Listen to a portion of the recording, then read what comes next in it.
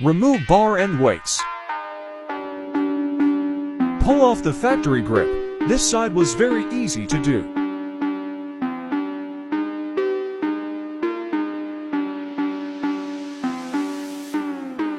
For the throttle side, you'll use the grip with the wider hole. Use hairspray on the bar so the grip sticks and doesn't move.